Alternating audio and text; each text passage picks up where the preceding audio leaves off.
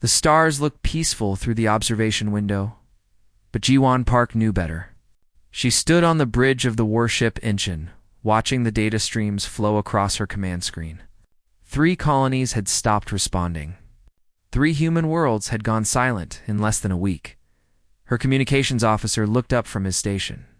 "Captain," another encrypted message from Fleet Command. "They want us to hold position." Guan clenched her jaw. Hold position. Always hold position. For 12 years, humanity had followed every rule the Galactic Council gave them. They signed the Threshold Accords. They promised peace.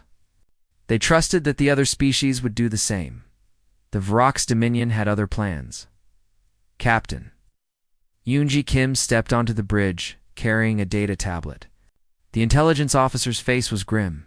"You need to see this." Giwan took the tablet and scrolled through the images. Her blood ran cold.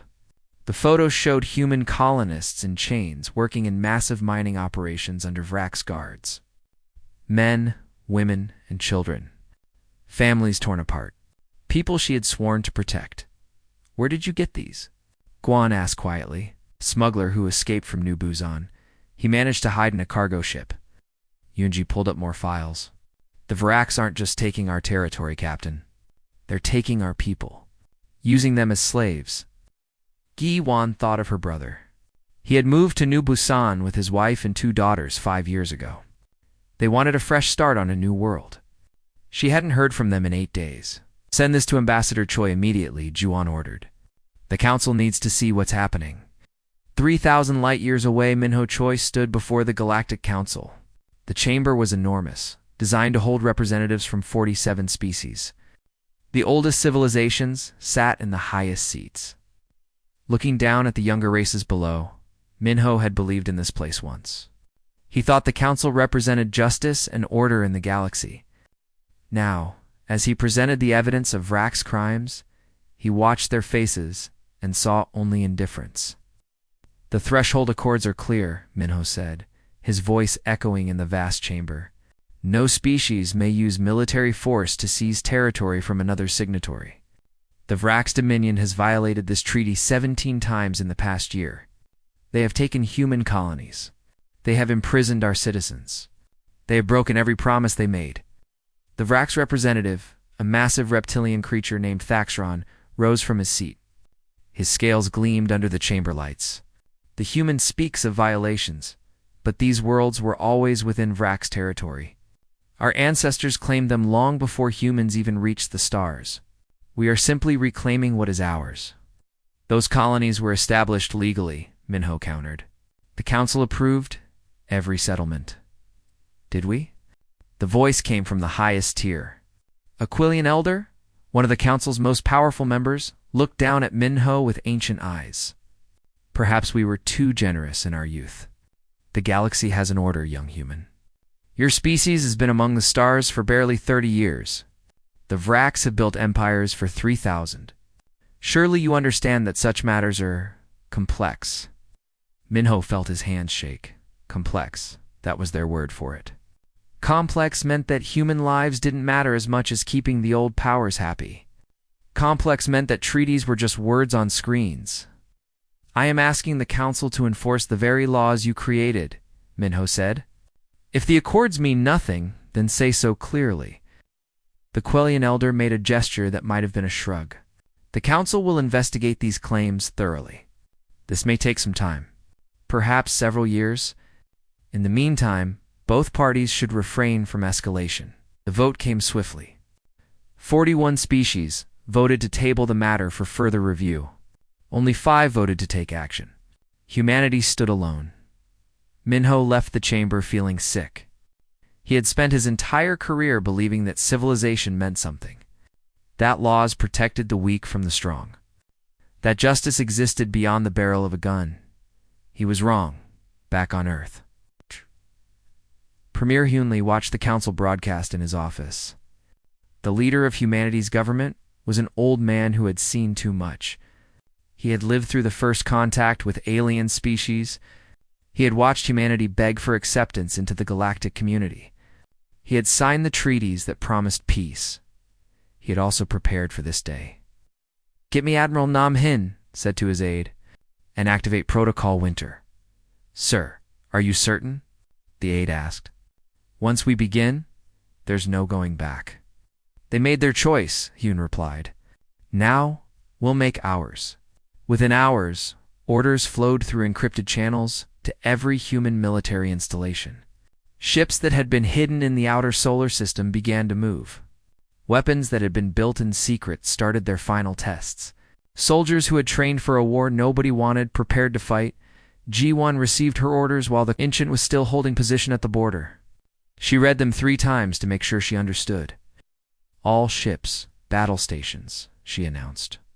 "We're going to New Busan." Her crew moved with practiced efficiency. They had been waiting for this. Every man and woman on the ship knew someone on those lost colonies. They all understood what was at stake. EUNG appeared beside Guan's command chair. "The Council will condemn us for this," let them G1 said. They had their chance to stop this peacefully. They chose politics over justice. Now we choose action over words. The Inchin's engines flared to life.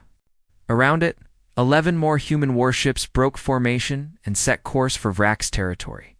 They were a small force compared to the massive fleets of the older species. But they carried something those ancient civilizations had forgotten. They carried the fury of a species that had learned the hardest lesson in the galaxy. Treaties meant nothing without the power to enforce them. Diplomacy failed without the threat of consequences. Peace was not the absence of violence. Peace was the result of strength. Humanity had asked for justice. The galaxy had given them silence. Now humanity would provide its own answer, written in fire and blood across the stars. The hidden shipyards around Jupiter had been humanity's secret for 28 years. While diplomats smiled and signed treaties at the Galactic Council, engineers worked in the shadows of the gas giants' moons. They built ships that officially didn't exist. They developed weapons that violated a dozen agreements. Admiral Junho Nam stood in the command center of the largest shipyard, watching his fleet take shape. 300 warships, each one designed specifically to kill Vrak's vessels. Humanity had studied every battle the Vraks ever fought. They knew every tactic, every weakness, every advantage the Reptilian Empire relied on. "Admiral, we're receiving the activation codes from Earth," his executive officer reported. "Protocol Winter is in effect." Junho nodded. He had waited years for this moment, though he wished it had never come. He was a military man who preferred peace. But peace required both sides to want it. "Send word to all ship commanders," Junho ordered. "Begin deployment operations. I want the entire fleet ready to jump within 12 hours."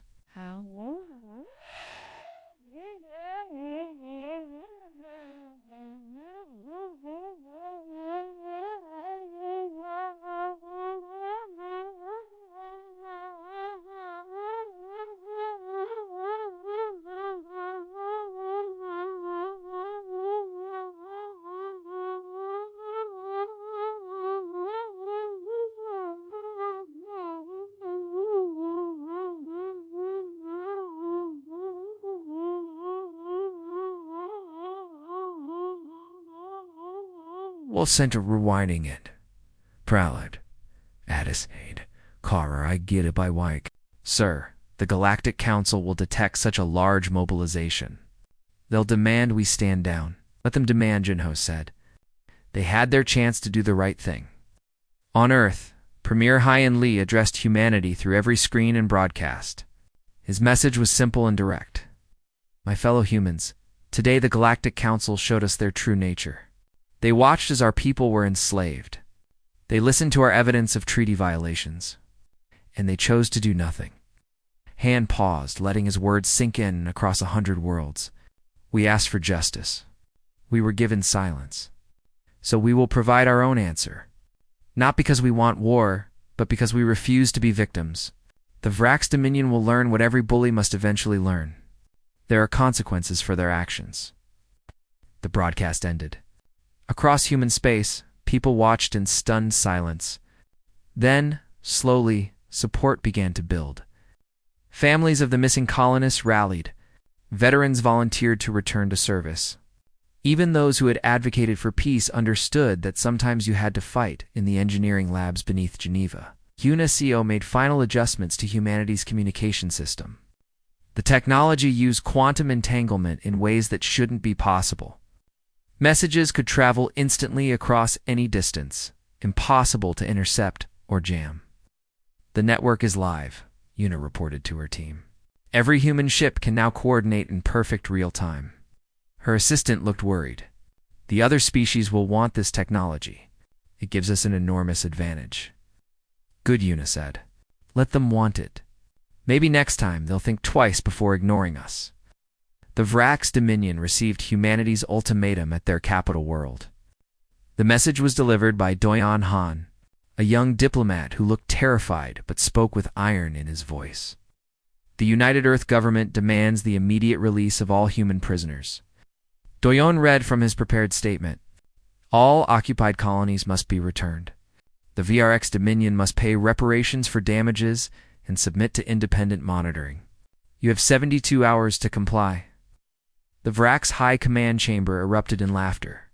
Overlord Thaxron, supreme commander of their military, rose from his throne.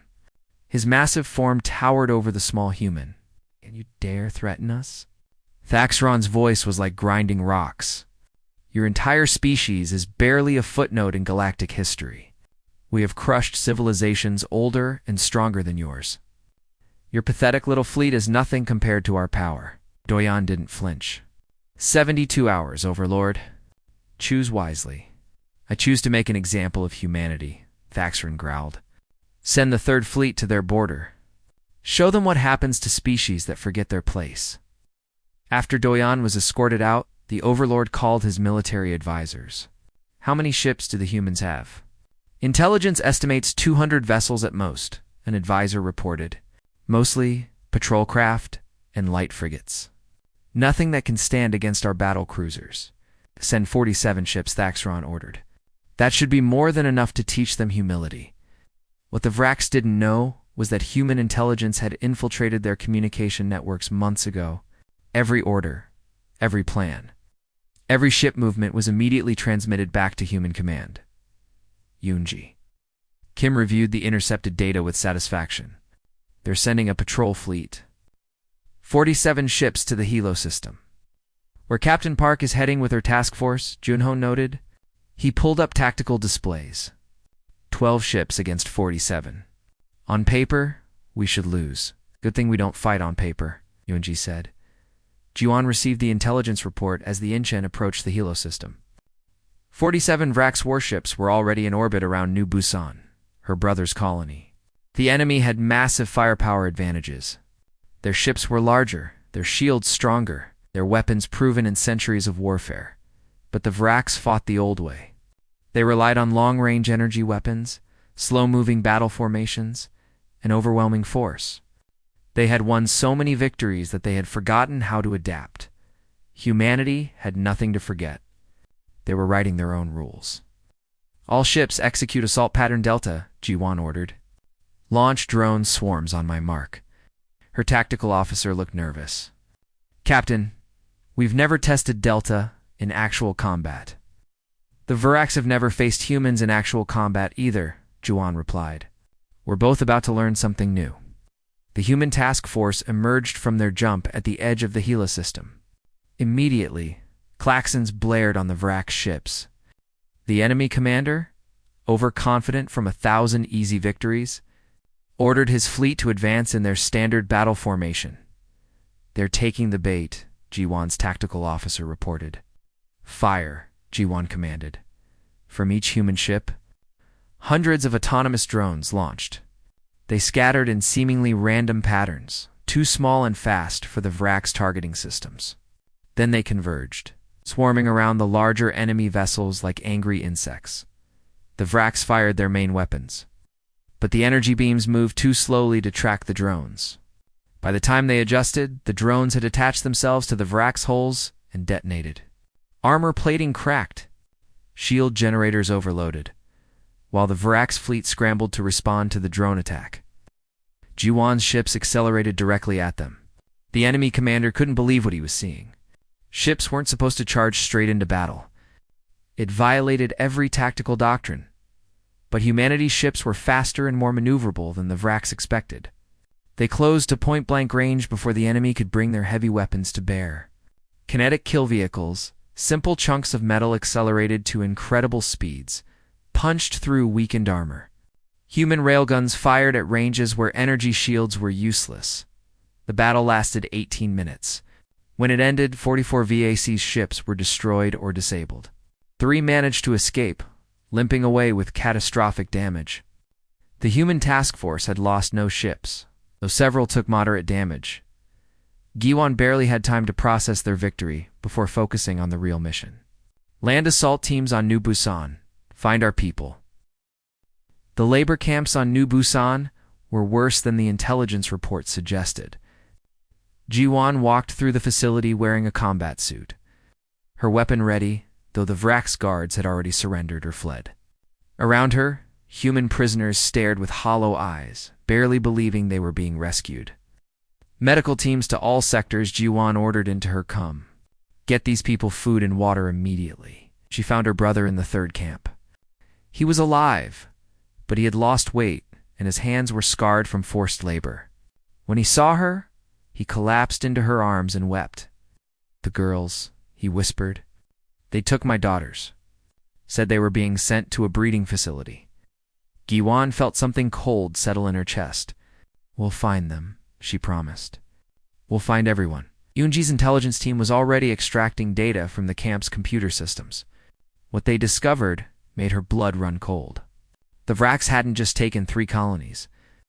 They had been systematically raiding human settlements for 2 years, taking people to 17 different worlds. Thousands of humans were scattered across Vraks territory. Send this to Admiral Nam immediately, Yoonji ordered. This isn't a border dispute anymore. This is industrial-scale kidnapping. The Galactic Council convened an emergency session within hours of the battle at Gila. The chamber was in chaos. Species shouted at each other. Ancient alliances fractured. Everyone wanted to know how a dozen human ships had destroyed a Vraks fleet. Minho Choi stood at the human delegation's podium. No longer the idealistic diplomat who had begged for justice, he had watched the battle footage. He knew what his people were capable of now. The council had a choice, Minho said, his voice cutting through the noise. You could have enforced the treaties you wrote. You could have protected the innocent. You chose politics instead. So humanity made a different choice. You started a war, the Quillian elder accused. You have violated council protocols. The Vraks violated the threshold accord 17 times, Minho countered. Did you punish them? No. You told us to wait while our people suffered. Well, we're done waiting. We're done trusting you to do what's right.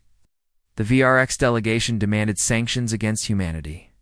Several species supported them, worried about the precedent, but others stayed silent. Some even looked impressed, an ambassador from the Taurian Confederacy, a mid-tier power that had suffered Vraks aggression before, spoke up. Perhaps the young species has reminded us of something we forgot. Treaties without enforcement are just pretty words. The humans are doing what the council should have done. The session ended without consensus. For the first time in centuries, the Galactic Council couldn't agree on a unified response. The old order was cracking. Overlord Thaxrin received the news of the Gila defeat in his war room. His advisors cowered as he roared in fury, smashing displays and throwing furniture. How? He demanded. How did they destroy a full fleet with 12 ships? Their tactics are unlike anything in our database, an advisor explained nervously. They use small autonomous weapons, close-range engagements, and coordination we can't match. Our ships are designed to fight at long range in formation. Theirs are built for speed and aggression. Then we send more ships, Thaxron snarled. Mobilize the main battle fleet. 800 vessels. I want every human world burned to ash, the advisor hesitated. Overlord, the other council species are watching. If we escalate to full-scale war, the council will do nothing, Thaxron interrupted. They never do. Send the fleet. Humanity will learn to fear the Vraks again. Admiral Junho Nam tracked the massive Vraks mobilization from his command ship. 800 warships were gathering at the Vraks staging point, the largest military force assembled in 200 years. "They're coming for Earth," his executive officer said. "They want to end this with one overwhelming strike." "They're thinking like they always do," Junho replied calmly. "Big fleets, direct assault, crush the enemy with superior numbers. It's worked for them for 3,000 years. Will it work now?" Junho smiled. It wasn't a pleasant expression. "Only if we let them reach Earth, and we're not going to do that." He pulled up tactical maps showing the entire border region. "The Vraks think in terms of fleet battles. We're going to teach them about modern warfare. Target their supply depots, their communication relays, their fuel stations. Every ship in that fleet needs resources to function. We're going to bleed them dry before they ever see our home system." Over the next 6 weeks, human forces executed a campaign of asymmetric warfare that the galaxy had never seen. Small teams infiltrated Vraks' supply bases and destroyed them from within. Automated mines appeared in hyperspace lanes the Vrks had used for centuries. Cyber attacks crippled their logistics networks. The Vraks' fleet advanced toward human territory, but they were hemorrhaging ships. Not from battles, but from attrition. A destroyer would run out of fuel and have to be abandoned. A cruiser's life support would fail due to sabotaged parts. Entire squadrons would get lost when their navigation computers were hacked. Guan led several of the raids personally. Her task force would jump in, destroy a target, and vanish before the Vraks could respond. They hit ammunition depots, repair facilities, even the Vraks Naval Academy. "How many ships have they lost?" she asked Yanji after one particularly successful operation. 300 destroyed or disabled, Yanji reported. "They started with 800. They're down to 500, and half of those are running on minimal supplies." "Good," Ji-Won said. "But it's not enough. They're still coming for Earth." Sfaxron stood on the bridge of his flagship, the Dominator, and watched his fleet's strength dwindle. He had started this campaign with overwhelming force. Now he was fighting an enemy he couldn't see, losing ships to tactics he didn't understand. "Where are the human fleets?" he demanded. "Why won't they face us in open battle?" "Because they're not fools," his advisor said quietly. "They know we're stronger in a direct engagement, so they're destroying everything around us instead." "Cowards," Thaxaron spat. "When I reach Earth, I'll show them what real war looks like." But reaching Earth was becoming harder. The human home system was surrounded by defensive networks that made the Vraks fleet pay for every parsec. And somewhere out there, Admiral Nam's ghost fleet was waiting. Minho addressed the Galactic Council again as the war intensified. "I warned you this would happen. The Vraks chose aggression. You chose inaction. Humanity chose survival. Any species that interferes will be considered hostile. Stay out of our way." It was the most undiplomatic thing he had ever said. It was also the most honest. The old Minho would have been horrified. The new Minho didn't care what the council thought anymore. Humanity had learned the galaxy's real lesson. Power spoke louder than treaties, and right now, humanity was speaking very loudly indeed. The Vraks fleet approached Saturn like a wounded animal, desperate and dangerous. They had lost 300 ships getting to the Sol system. Thaxron's, one's mighty armada, was down to 500 vessels. Many of them damaged and running low on supplies, but 500 ships was still enough to devastate a planet. The Overlord stood on the bridge of his flagship, staring at the blue-green world ahead. Earth, the human homeworld. He would burn it and make an example that would echo across the galaxy for millennia. "All ships, prepare for orbital bombardment," Thaxron commanded. "I want nothing left alive." His tactical officer looked at the sensor screens nervously. "Overlord, we're detecting unusual readings near Saturn. Multiple energy signatures hiding in the moon system, probably automated defenses," Thaxron dismissed. "Destroy them and proceed to Earth." What the Vraks didn't know was that Admiral Junho Nam had spent 2 months positioning his entire fleet in the rings and moons of Saturn.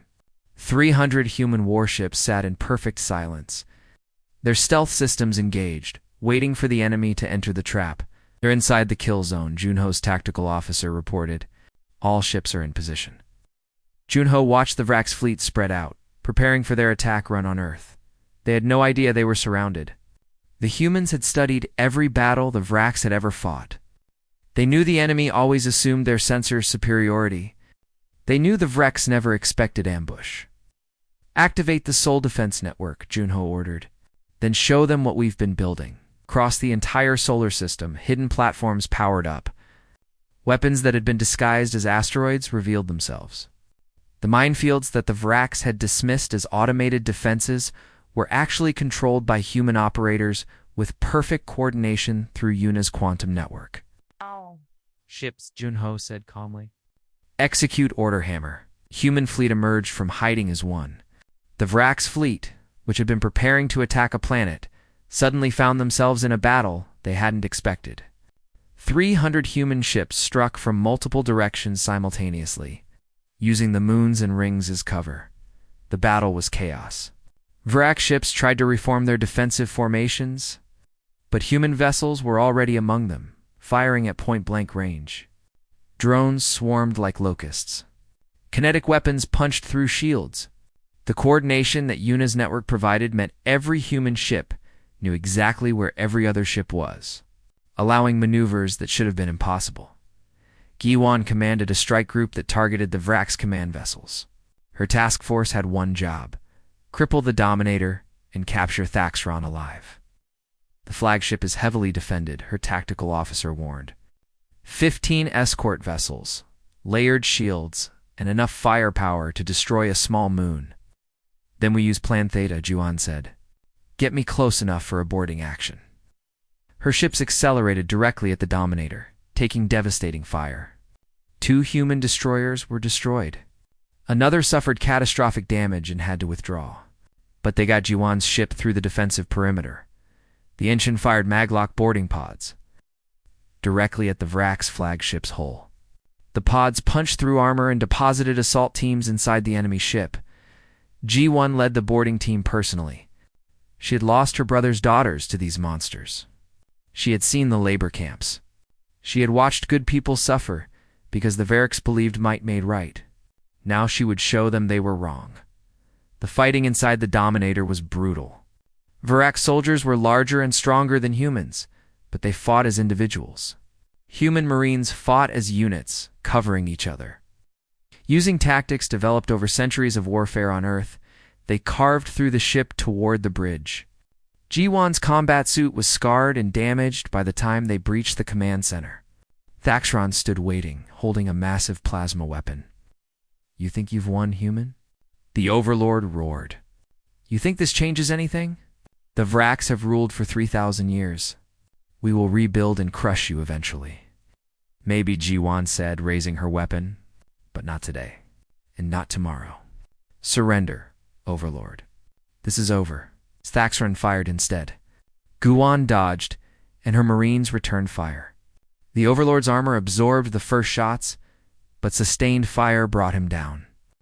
He fell to his knees, bleeding from multiple wounds. Giwan approached him slowly. Part of her wanted to pull the trigger, to end him for every human who had suffered. But she remembered why they were fighting. Not for revenge. For justice. "Take him alive," she ordered her Marines. "He's worth more as a prisoner." Outside, the battle was ending. The Vrax fleet had lost over 400 ships. Only scattered survivors were fleeing the system. Admiral Junho had accomplished the impossible. He had destroyed the most powerful military force in the galaxy with acceptable losses. 70 human ships were destroyed.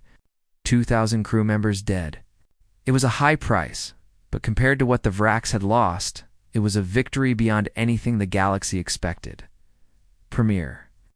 Hyunlee received the battle reports in his office on Earth. The Vrax were broken.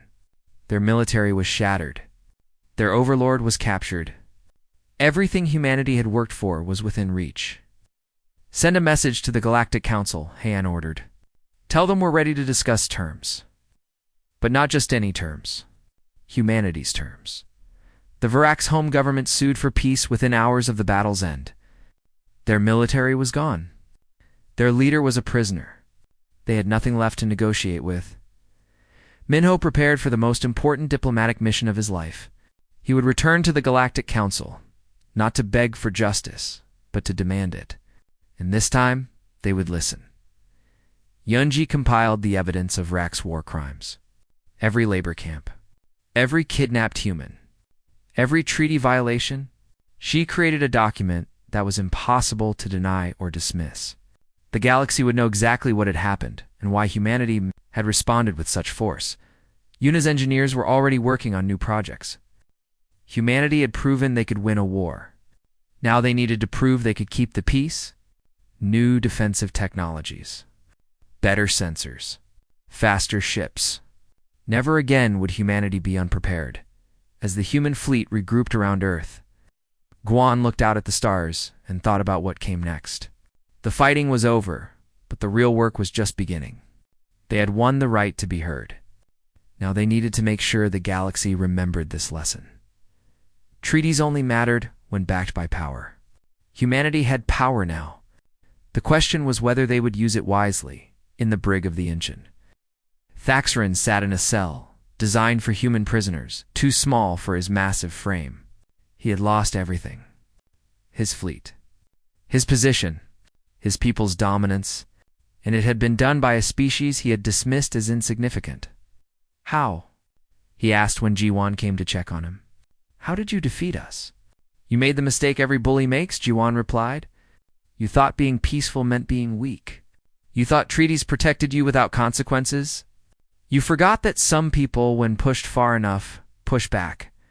Humanity asked for justice. You gave us war. So we won the war. Now, we'll get justice anyway. She walked away, leaving the Overlord to contemplate his failures. The galaxy was about to change, and the Vraks had no one to blame but themselves. The Galactic Council chamber had never been so quiet. Every species representative sat in their designated seats, watching the center floor where Premier Hyen Li stood beside Ambassador Minho Choi. Outside the station, visible through the massive viewing windows, the human fleet maintained position. 300 warships, silent and waiting. Minho activated the holographic display. Images appeared in the air above the council floor. Labor camps, kidnapped humans, destroyed colonies. The evidence scrolled past in devastating detail. 40 years, the Varak's dominion violated the threshold accords, Minho began. His voice was steady, but everyone could hear the steel beneath it. They took our people, enslaved them, killed them. We brought this evidence to you. We asked for justice. You told us to wait. The Quillian elder started to speak, but Minho cut him off. The old Minho would never have interrupted a council senior. The new Minho didn't care about protocol anymore. We're done waiting, Minho continued. We're done asking. Today, humanity presents its terms for peace. Not to the Varaks alone, but to this entire council. Premier Haon stepped forward. The elderly leader looked tired, but his eyes were sharp. The Varak's dominion will release all human prisoners immediately. All occupied territories will be returned to human control. The VAX will pay reparations for 50 years to rebuild what they destroyed. Their military will be reduced to defensive forces only, and human observers will be stationed in their government to ensure compliance. Gasps echoed through the chamber. These weren't negotiating positions. These were demands a conqueror made to a defeated enemy. The Verk's interim representative, a minor official who had survived because he was on the homeworld during the battle, stood on shaking legs. These terms are too harsh. The council must mediate a fair settlement, must they? Hune asked quietly. Where was the council's mediation when you took our people? Where was fairness when you ignored our evidence? The Quellian elder finally spoke. Premier Li, we understand your anger. But this council exists to prevent exactly this kind of unilateral action. If every species enforces their own justice, we descend into chaos. Then the council should have enforced justice when we asked, Han replied. You had your chance. You chose politics over law. Now humanity chooses power over politics. Minho pulled up another display. This one showed schematics of a weapon system. The Council's scientists immediately recognized what they were seeing and several gasped. "This is a stellar manipulation device," Minho explained calmly. "It can destabilize a star's fusion process. We developed it while preparing for war with the Vracs. We hope we never have to use it. But make no mistake, if humanity is threatened again, we will defend ourselves with every tool available." It was a threat, and everyone knew it. The humans weren't just saying they could fight. They were saying they could destroy entire solar systems if necessary. "This is madness," a representative from the Kelvin hierarchy protested. "You would threaten the entire galaxy?" "We're not threatening anyone who honors their treaties," Heian said. "But we're making it clear that humanity will not be victims again. Our terms for the Vracs stand, and we have additional proposals for the Council itself." Another holographic display appeared. This one showed a proposed treaty revision. "The threshold accords are worthless without enforcement," Minho explained. "We propose a new framework. When a signatory violates the treaty, the Council has 90 days to take action. If the Council fails to act, the injured party has the right to self-defense without Council interference. Treaties will include mandatory arbitration with binding results. And most importantly, there will be consequences for violations that actually matter." The chamber erupted in debate. Some species supported the proposal. Others argued against it. But everyone understood that the galaxy had changed. Humanity had proven they could fight. Now they were proving they could think strategically about power and law. The Taurian ambassador stood. "My government supports these revisions. The old system protects the strong and punishes the weak. If humanity's victory teaches us to enforce our own laws properly, then perhaps some good comes from this war." Other mid-tier species voiced agreement. They had all suffered under the current system, where the ancient powers could do as they pleased, while younger civilizations had to follow every rule. The vote took 3 days. The Council haggled over details, tried to soften the language, attempted to preserve their old authority. But in the end, they voted to accept humanity's framework. Not because they wanted to, but because 300 human warships made very persuasive arguments. The terms imposed on the Vracs were harsh but not cruel. Guan personally oversaw the liberation of the labor camps. She found her nieces in a facility on the Vracs' homeworld itself, traumatized but alive. Watching families reunite made the war's costs feel worthwhile. The Vracs' military was dismantled under human supervision. Warships were scrapped. Weapons factories were converted to civilian production. Human observers took positions in the Vracs government to ensure compliance. The reptilian empire that had dominated their region for millennia was reduced to a shadow of its former self. Some called it justice. Some called it revenge. Giwan didn't care what they called it. Her people were free. That was what mattered. Admiral Junhonam became a legend. Military academies across the galaxy studied his campaign, analyzing how he had defeated a superior force through preparation, deception, and perfect execution. But Junho himself retired from active service. He had proven his point. War was something you prepared for so well that you never had to fight it. Yanji became director of Terran intelligence. Her first act was to establish monitoring stations across the galaxy. Humanity would never be caught unprepared again. Every species, friend or foe, would be watched.